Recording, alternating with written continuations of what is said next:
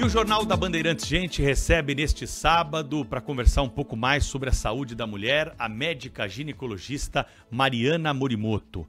Como é que vai, doutora? Tudo bem? Seja bem-vinda aqui à Rádio Bandeirantes, um prazer falar contigo e vamos esclarecer dúvidas aí sobre novidades nesse campo da saúde da mulher neste sábado aqui na Rádio Bandeirantes. Obrigada pelo convite, Pedro. Obrigada mesmo.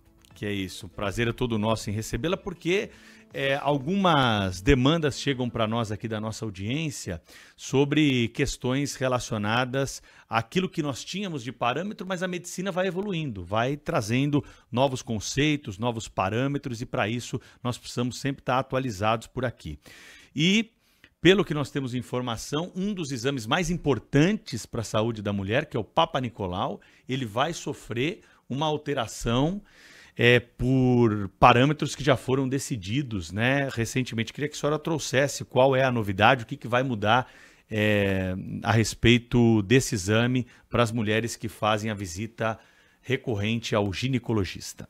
Eu falo que não vai mudar essa visita, continuará anual, porém o Papa Nicolau, que é um exame muito comum, que as mulheres já têm o hábito de fazer a partir dos 25 anos, mais ou menos, elas estão indo ao ginecologista para fazer a coleta, ele vai sofrer uma alteração. Ele vai ser substituído por um exame que agora vai captar o vírus, né, se existe a presença do vírus HPV, tá, do DNA. Então vai ser uma coisa mais específica, e o tempo que também vai, o espaçamento desse exame, vamos assim dizer, irá ocorrer uma mudança. Então ele vai passar para 5 anos. Então antes o Papa Nicolau, que era feito às vezes anual ou até mesmo a cada 2 anos, dependendo de como era feita essa coleta, agora ele vai passar com esse exame que é muito mais preciso, a ser realizado a cada 5 anos. Era uma coisa que a Sociedade de Ginecologia ela já buscava, porque é um exame, novamente, mais moderno, melhor, e aí a gente vai conseguir fazer a substituição agora, nos próximos meses aí, inclusive na rede pública, né? Nos consultórios privados, às vezes a gente já fazia essa pesquisa do material, do DNA do vírus, porque é o vírus que causa o câncer de colo de útero, por isso que esse exame é tão importante. Então a gente vai conseguir fazer isso também na rede pública, de modo a contemplar mais mulheres. E vai ser mais rápido? Vai ser mais simples? Qual que é a mudança do ponto de vista prático para a paciente e para o médico? Além da efetividade, né, do resultado ali realmente captar a questão desse vírus presente ou não, a gente vai também ter a opção, em alguns momentos, o que vai facilitar muito é a autocoleta. Em alguns países na Europa, esse kit ele é enviado para a casa da paciente e ela consegue fazer a autocoleta. Então vai todo o material, ela coloca essa escovinha, geralmente dentro do canal vaginal, faz a coleta e coloca num potinho ali onde tem tudo especificado, tudo ensinado, e envia. Eu acredito que aqui no Brasil, em áreas mais remotas, isso vai também contemplar essas pacientes que às vezes não são assistidas de forma correta, né? E sendo feito esse exame e ele vindo negativo, essa paciente vai poder só novamente fazer esse exame daqui 5 anos. Isso não significa que ela não vá no ginecologista. Ao contrário, ela tem que continuar fazendo o controle anual. Só significa que a questão do vírus do HPV ali nos próximos 5 anos, ela está protegida, né, de qualquer manifestação ou mesmo de ter alguma lesão ali pré-câncer de colo de útero. Doutora Mariana Morimoto, como é que faz para prevenir o câncer de colo de útero? Isso é uma pergunta que a gente tem muito prazer em falar, que nós temos uma vacina, né?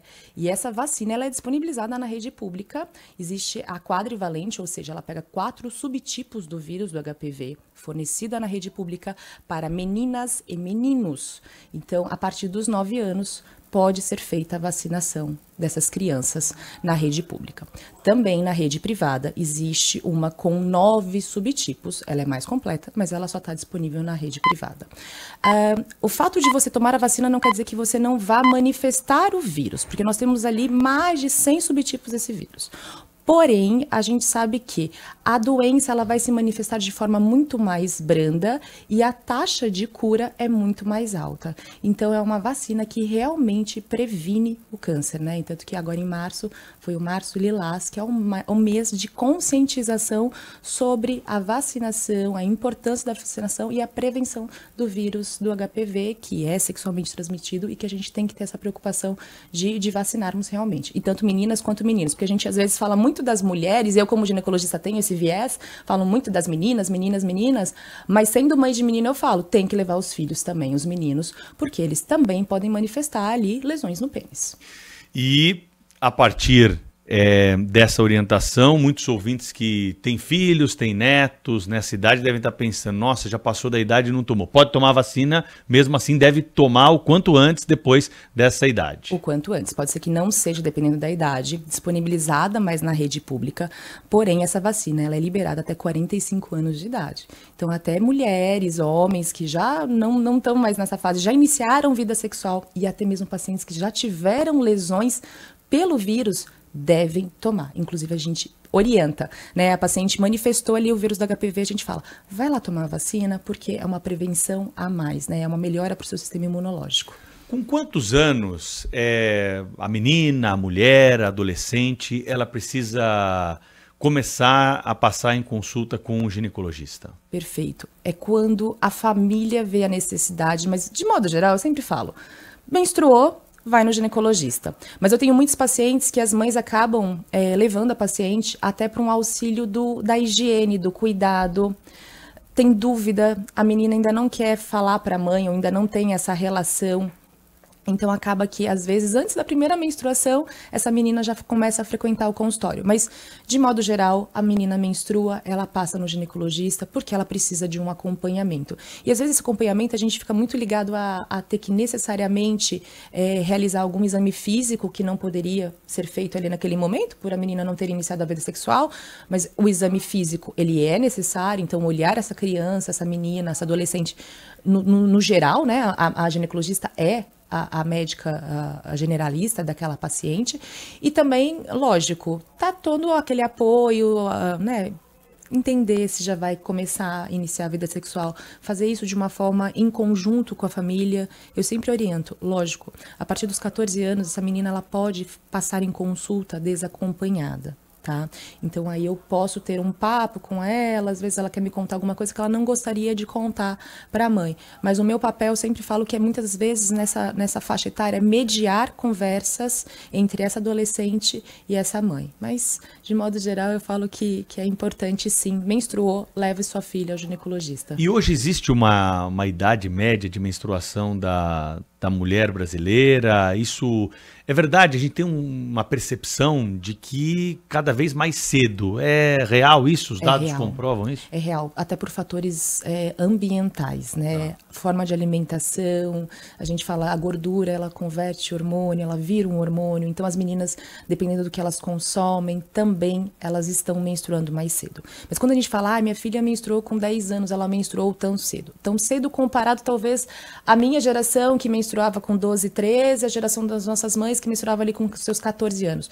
Mas a gente considera hoje uma menstruação precoce, ela antes dos 8 anos. Então, assim, de modo geral, lógico, as meninas estão menstruando antes, mas a gente não considera precoce. A gente tem que tomar bastante cuidado, lógico, quando a gente começa a ver, identificar os caracteres sexuais nessa menina. Então, assim, aparecimento de broto mamário, pelos em região axilar, em região vulvar, isso já faz a gente...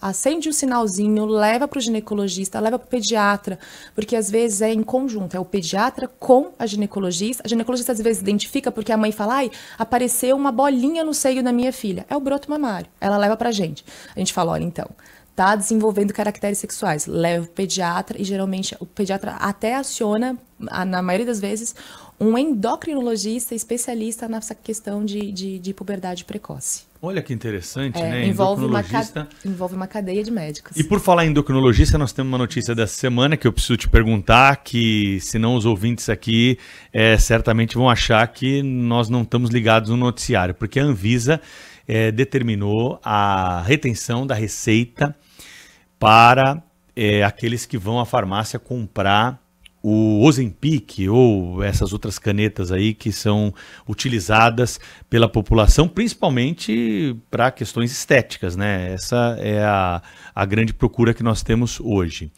Como que é isso? Tá certa essa decisão da Anvisa de reter a receita do médico? Eu acredito que sim, eu acho que estava tendo um abuso nas medicações, né? Aqui no Brasil a gente já tem algumas, mas inclusive estavam trazendo de fora de forma totalmente irregular substâncias que não temos ainda no Brasil, exatamente pensando nessa questão do emagrecimento muito mais estético, né? Elas são medicações, sim, para sobrepeso e obesidade. Sobrepeso quando você tem uma doença junto, então assim, se a paciente é hipertensa e um sobrepeso, ela é diabética ou pré-diabética e um sobrepeso, ela tem indicação formal para isso. E lógico, com a retenção, isso obriga o paciente a passar no médico e ter isso de uma forma muito mais orientada. Até porque essas canetas, elas têm doses. Então, tinha muita gente, às vezes, entrando com doses muito altas e tendo muitos efeitos colaterais, que geralmente é um empachamento, náuseas, vômitos. Então, não estava sendo nem um pouco produtivo, nem bom dessa forma. E, geralmente, era para pouca perda de peso. Essas medicações, elas são realmente para auxiliar pacientes que estariam muito propensos a fazer até uma cirurgia bariátrica. Então, ela veio mesmo para tentar diminuir essa questão do número de cirurgias bariátricas e não para pouca perda de peso ou perda de peso de estética, né? E que de estética, a gente estava até conversando um pouquinho, não tem nada, porque se você não tiver um cuidado muito grande com relação à questão de perda de gordura e perda de massa, essa paciente vai ter um grau de flacidez absurdo, a face de... Eles estavam usando muito o termo do Ozempic, né, que talvez tenha sido a primeira grande medicação. Então, a face de Ozempic, aquela face mais fina... Chupada, vai, no exato. Popular. Tanto que agora também estava tendo o bumbum de Ozempic, exatamente por isso, porque é um bumbum que você perde massa. Então, tendo o risco, inclusive, de uma sarcopenia, né, com essa perda de massa, perder massa magra.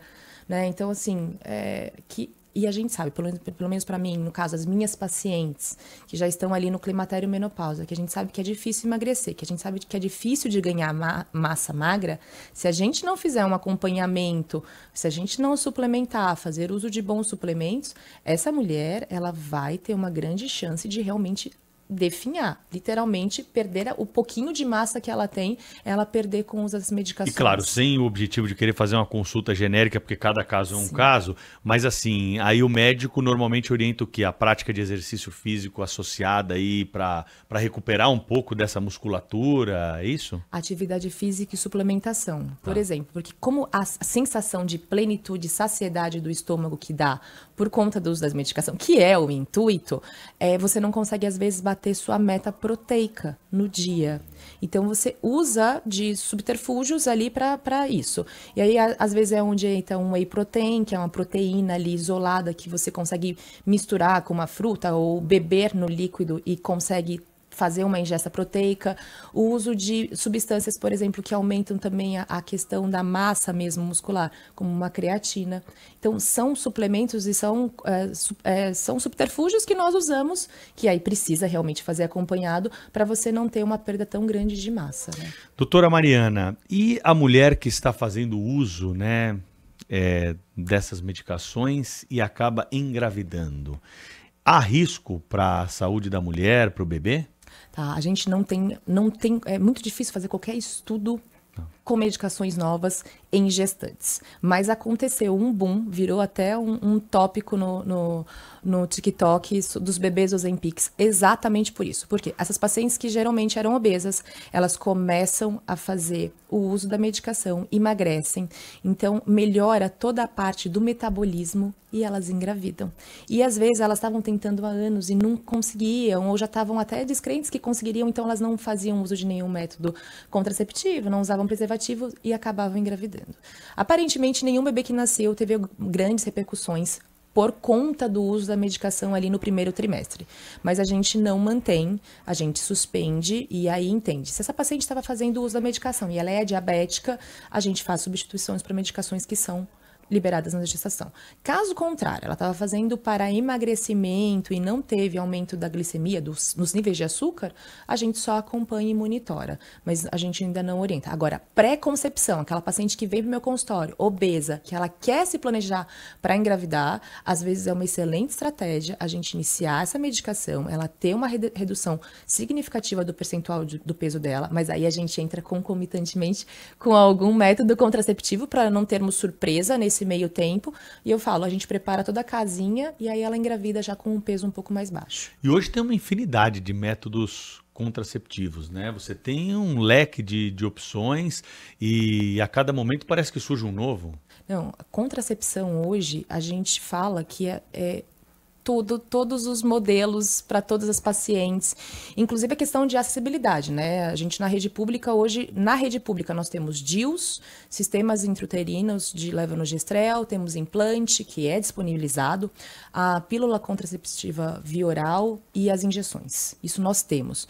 Mas o leque é imenso. Eu falo que a gente tem adesivo, tem anel vaginal, tem injeção, tem os DIUs, tem os sistemas, né, o implante. Então, assim, é uma gama incrível, muito grande, e moléculas novas, né? A gente teve um lançamento agora no congresso, no último congresso de ginecologia, de uma molécula que é um estrogênio igual ao estrogênio que o fígado fetal produz. Eles conseguiram sintetizar a partir de plantas, então é considerado um estrogênio natural. Então, assim, são coisas muito novas que estão surgindo e o mundo da contracepção é uma coisa que eu falo, gosto de falar muito, porque hoje 55% das gestações ainda no Brasil, elas não são planejadas. Então, é um número que é alarmante. Dependendo da região do país, e a gente tem um país com dimensões de continente, esses números chegam a mais de 80%, 90% em hospitais públicos.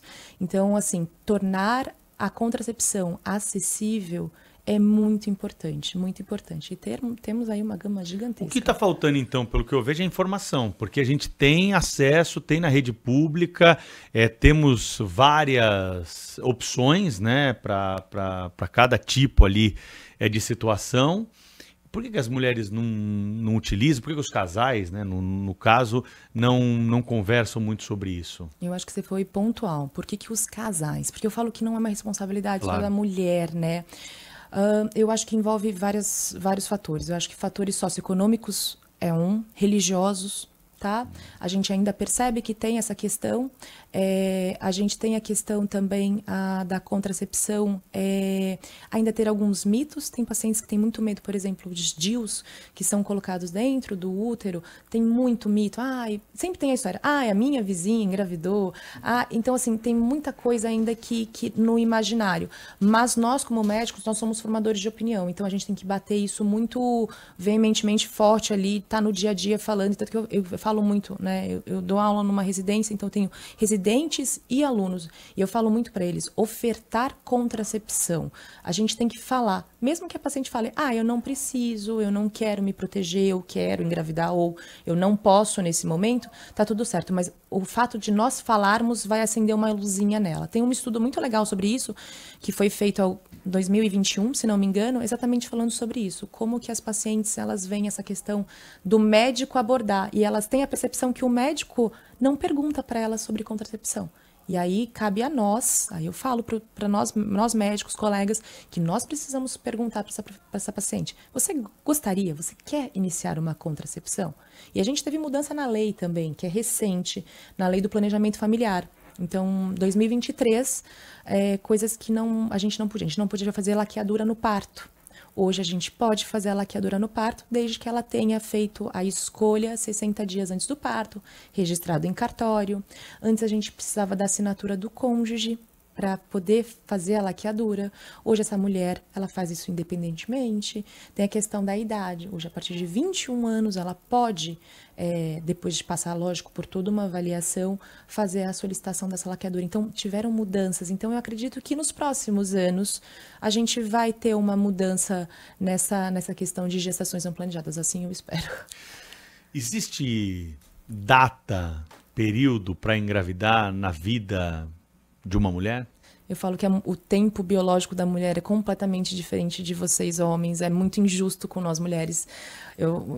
Nosso reloginho roda mais rápido do que o de vocês. Então, a gente fala que a partir ali dos seus 20 anos até os 35, a gente tem o ápice, mas também já começa a ter o declínio, tá? Na questão do recrutamento de folículos ovarianos. Então, os óvulozinhos, a gente recruta uma quantidade por mês e eles são mandados embora. E a gente já nasce com eles. Quando a gente é fetinho na barriga da nossa mãe, a gente já tem a quantidade de óvulos que a gente vai ter para a vida inteira.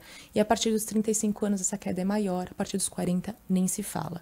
Então, a gente já considera que depois dos 40 anos é uma gestação de alto risco pela idade materna, o que é muito injusto, porque às vezes com 40 anos eu estou no ápice da minha vida, não estou preocupada. Às vezes eu estou trabalhando, eu estou na minha carreira no melhor momento da minha vida, eu estou voando, e não é o momento de eu pensar numa gestação.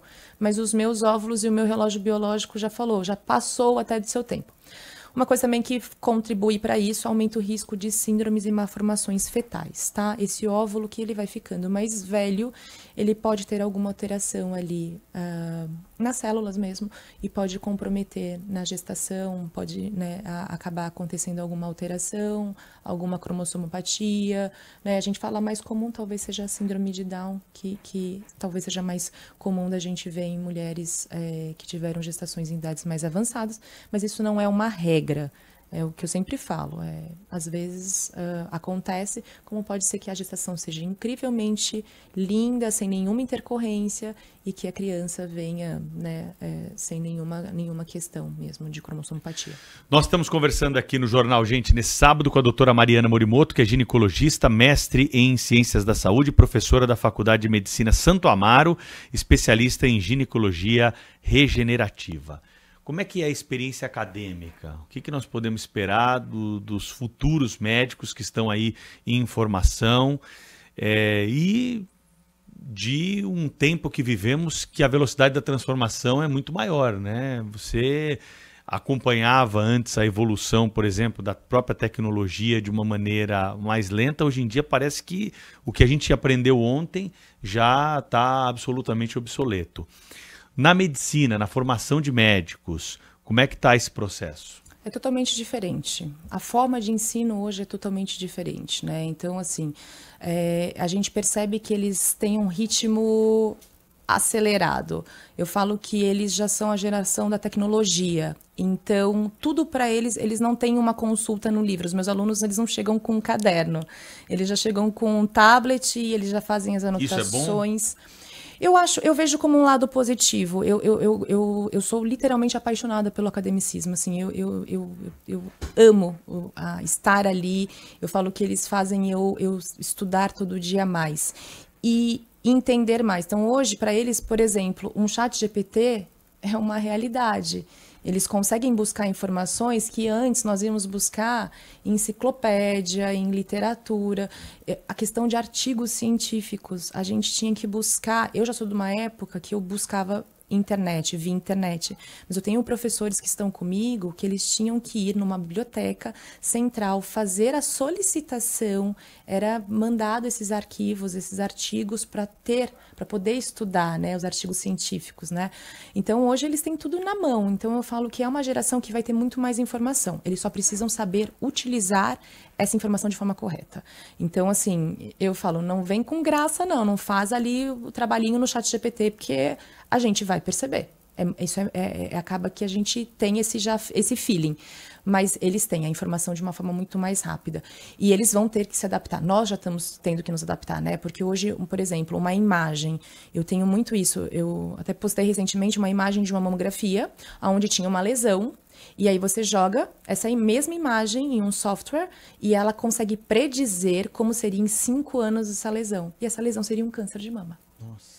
Então, assim, eu acho que a tecnologia ela vem para revolucionar, mas desde que você use de Esse é um procedimento ainda restrito, não é? Não, super restrito. Super restrito. Ainda Mas, tá tudo... assim, a tendência é que em alguns anos nós vamos ter isso em larga escala no Brasil. Larga escala. Principalmente a parte de imagem, né? Porque ali, lógico, eu já vi muito colega, vamos ser substituídos pelas máquinas. Não vamos ser substituídos, porque ninguém faz isso. Ninguém tem a empatia, o toque, o cuidar como nós fazemos. Mas a tecnologia, ela vem sim para nos auxiliar. Então, a questão das imagens, por exemplo, imagem de radiologia, eu acho que assim, vai ter um avanço, porque eu consigo entender por bancos de dados, é o que eles já têm, como que essa imagem seria em alguns anos. Diagnóstico, eu já vi gente jogando, eu tenho isso, vai jogando pessoas no chat GPT, e ela consegue chegar a diagnósticos, desde que ela tenha aquele banco de dado. Mas você tem que saber muito bem fazer a pergunta certa, porque se você não fizer, você não vai chegar. Então, por isso que eu acho que, assim, é um bom recurso, porém não vai substituir nunca todo o raciocínio clínico que um médico estuda. A gente não estuda 6 anos à toa, faz alguns anos mais de residência. Não vai ser assim tão simples, mas eu acho que ela vai poder sim auxiliar muita gente. Sabe que outro dia, aqui numa entrevista sobre inteligência artificial, me falaram uma frase que eu tenho repetido e para mim simboliza bem isso que a gente está conversando. Nenhum ser humano é capaz de enfrentar a velocidade da inteligência artificial. Agora, nenhuma inteligência artificial é capaz de vencer um ser humano utilizando a inteligência artificial. Exato. Então, acho que é bem essa a síntese da nossa conversa aqui sobre a questão da influência da tecnologia, nesse caso aí, da medicina. Agora, falando sobre câncer de mama preocupa muito, né, as mulheres. Talvez a causa principal aí de muitas mulheres visitarem o médico com frequência. Como é que está essa situação hoje no Brasil? Nós estamos conseguindo detectar de forma precoce, porque, como foi dito aqui, todos nós sabemos que quanto antes descoberto o câncer, seja onde for, é importantíssimo para superar essa doença e tentar evitar, né, as consequências de maior intensidade no corpo humano, né? Não, perfeito. Hoje a gente consegue identificar precocemente, tanto que é por isso que a gente brigou há um tempo atrás, queriam tirar, né, principalmente do rol da ANS, o exame e a mamografia, não queria que fossem realizados aos 40 anos. A cobertura não iria existir mais e todas as sociedades bateram de frente e solicitaram, porque a detecção precoce ela vai fazer muita diferença no prognóstico dessa paciente. Então, hoje, uma detecção de uma lesão inicial pequena, você não precisa, às vezes, fazer a retirada da mama toda dessa mulher. Você pode tirar um pedaço, que a gente chama de quadrante. Né? Hoje a gente já não faz, muitas vezes, o esvaziamento de axila, de linfonodo, de íngua. Então, a paciente não perde a funcionalidade, às vezes, do braço dela. Então, não fica com aquele braço, né, inchado, que às vezes ela não consegue fazer uma movimentação adequada. Fora que, quanto antes também detectado, inicia-se, quando necessário, químio, radioterapia. Essa mulher ela volta a ter uma vida funcional novamente muito mais rápida. Então, faz diferença, existem avanços, né? Em mulheres, às vezes, mais jovens ainda, quando identificada alguma lesão, hoje a ressonância também é feita e existe até uma área de atuação hoje que são radiologistas específicos, né, que fazem essa avaliação só da mama. Então, os grandes laboratórios hoje, eles pegam muitas vezes, o radiologista é o mesmo radiologista que faz o ultrassom, ele quem lauda a mamografia, então esse laudo em conjunto faz com que o mesmo profissional faça toda essa avaliação. Então, a chance também de erro é menor. Então, assim, o avanço na parte da mama tem sido muito importante, mas lógico, ainda, infelizmente, a gente tem casos de pacientes que, não digo nem negligência, mas tem muita vergonha, tem pacientes que não conseguem nem falar o nome da doença, não conseguem falar a palavra câncer, e elas deixam evoluir e chegam já realmente em estado muito avançado. Mas tem se tornado a minoria, graças a Deus. As comunicações, elas estão muito mais ligeiras hoje em dia. Como é que é para o médico? É com um WhatsApp na tela do telefone, né? Essa relação com o paciente, ela é regulada de alguma forma pelo Conselho de Medicina, pelas associações? Então, teoricamente, a gente tem uma regulamentação bem exigente pelo CRM. Mas hoje é difícil a gente não ter, as pacientes não terem acesso, né? Então, hoje eu tenho muitos pacientes, por exemplo, que têm minha rede social. E elas acompanham literalmente minha vida, assim como também algumas eu acabo seguindo e a gente tem uma troca. Eu brinco que elas chegam perguntando, às vezes até do meu filho, antes de perguntar, tudo bem, doutora, como é que tá o Miguel? Então, assim, acontece isso. Mas o WhatsApp, ele também facilita, tá? Então, hoje a gente tem a regulamentação, né? A gente pode fazer as consultas online, coisa que antes da pandemia a gente não podia. Hoje a gente pode. Então, facilitou muito essa questão do deslocamento, pacientes às vezes que não estão tão próximas ou pacientes que não querem naquele momento se deslocar até o consultório por algum motivo. Na ginecologia é um pouco difícil, porque às vezes o exame físico se faz muito necessário, mas a gente consegue trabalhar muito bem isso num retorno de exame, alguma coisa. E a gente faz por videochamada normal. O WhatsApp, a gente tem que ter um controle, mas é muito mais da relação médico-paciente. Porque você tem que impor alguns limites, senão acaba assim, é final de semana, é feriado, é de madrugada. Como eu não faço mais a parte obstétrica, eu já não recebo mais tantas mensagens à noite. Quando eu fazia a parte obstétrica, era um canal muito aberto, né? Eu acabava deixando isso realmente muito aberto para o paciente fazer. Mas Até porque existe. tem urgência ali, Sim. tem uma questão, né? Não acaba tendo a necessidade realmente de ser um canal muito aberto.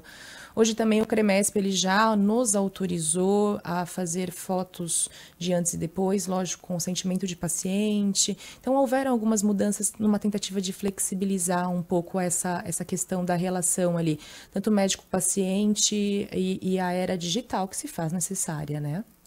Muito bem. Doutora Mariana, faltou alguma coisa a gente falar? Tem alguma novidade que não foi abordada aqui na entrevista para a gente encerrar esse nosso papo agradável aqui nessa manhã, trazendo muita informação para ouvintes da Rádio Bandeirantes nesse sábado sobre a questão da saúde das mulheres? Eu acho que a última coisa, assim, que é um spoiler que ainda não chegou, é da menopausa, que é um assunto muito falado.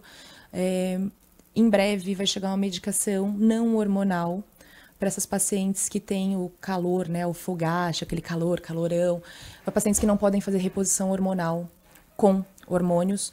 Vai chegar uma medicação no Brasil que também vai ser muito, muito interessante para alívio desses sintomas. Ela já é disponibilizada em Europa e Estados Unidos, mas no Brasil a gente não tem. A previsão de chegada é para o final do ano. Então vai trazer mais qualidade de vida, porque a gente sabe que no período da menopausa, essa mulher, pelo declínio hormonal, ela já é mais sensível, ela sofre mais. E tendo esses fogachos, esses calores, por vezes torna a vida dela insuportável.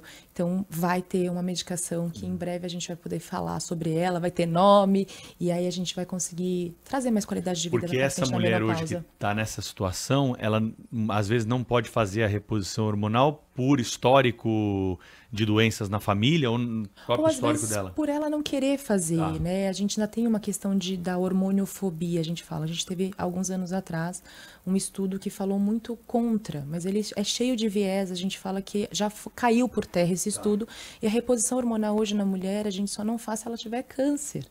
Então, assim, o histórico mesmo já não é tão forte, mas a gente sabe que pacientes que não podem ou não querem. E aí, o que a gente tinha hoje? Só remédios naturais, ou os fitoterápicos, ou derivados da soja. E agora a gente vai ter uma medicação realmente que vai atuar em sistema nervoso na questão da regulação da temperatura. Eu falo que é como se fosse um dimmerzinho. Ele vai lá e fala, você está com calor? Não, pera, eu vou regularizar e você vai voltar à sua temperatura normal. Então a paciente não vai ter essa questão. E não vai ter nada hormonal. Então a paciente que não quer usar hormônio, ou não pode, né? Porque, por exemplo, teve um câncer e não pode usar hormônio naquele momento, ela vai se beneficiar dessa medicação. Que menopausa realmente é um dos períodos mais sofridos da mulher. E tem idade também de menopausa da mulher brasileira, como tem da menstruação? Tem uma média? Existe algum estudo nesse sentido? A partir dos 40 anos, a mulher ela pode entrar em qualquer momento na menopausa. A gente fala que a partir dos 40, climatério, ali a partir dos 45, geralmente é a faixa etária que as mulheres brasileiras elas entram na menopausa. E menopausa é 1 ano sem menstruar, né? O que antecede não quer dizer que ela só vai começar a sentir os sintomas a hora que ela cessar a menstruação. Não. Anteriormente, a gente fala que até uns 5 anos antes, ela já pode começar a ter essa variação da temperatura, essa irritabilidade, uma labilidade emocional. Eu falo que é uma montanha russa, porque os hormônios, eles se comportam dessa forma. Então, daqui a pouco, o FSH, que é o hormônio que controla tudo, tá lá em cima, ela tem fogacho, ela tem irritabilidade. Ele cai, ela ovula, ela tem o sangramento normal, aí volta a paz renal. Daqui a pouco ele sobe de novo, então até ela não parar em definitivo, que daí a falência ovariana realmente parou ali, ela vai estar tendo esses sintomas. E nesse momento você já pode começar a pensar e iniciar algum tipo de tratamento, hormonal ou não hormonal, né? Mais uma pergunta que surgiu aqui. E é mito ou é verdade que a idade da menstruação tem a ver com a idade da chegada à menopausa? Tem mais a ver a idade, por exemplo, que a sua mãe parou de menstruar com a mulher, tá? Mas tem algumas meninas que não conseguem correlacionar. Por exemplo, menstruaram super cedo e param sua menstruação com 50 e poucos anos. E tá tudo bem. A gente não tem... Porque vai depender muito da questão dos folículos, do ovário, que eu falei que a gente já nasce com uma quantidade. Sim, tem desde o feto. Exato. Vai ser quando vai estar próximo de acabar ou quando já não estiver fazendo uma liberação adequada. Isso tem mais a relação com a parte de quantos ela recrutou e como que foi a vida dela. E outras questões também, hormonais, de ambiente, atividade física, como que ela levou tudo isso. Muito bem. Olha, eu queria dizer para vocês que foi um prazer entrevistar a doutora Mariana Morimoto, que eu sigo nas redes sociais. Aliás, o seu Instagram, como é que é? dra.mariana_morimoto. Então tá aí anotado para quem quiser seguir. Ela faz vídeos muito interessantes, por isso surgiu a oportunidade de trazê-la aqui para a Rádio Bandeirantes para a gente conversar, e um prazer redobrado porque estudamos juntos no Colégio Dante Alighieri, fomos colegas de classe, então para mim uma satisfação ainda maior de realizar essa entrevista aqui com uma profissional super competente e que tem muito a dizer a respeito desse assunto. Foi um prazer, obrigado pela entrevista, viu? Obrigada pelo convite, eu fiquei muito feliz mesmo. Obrigada. Valeu.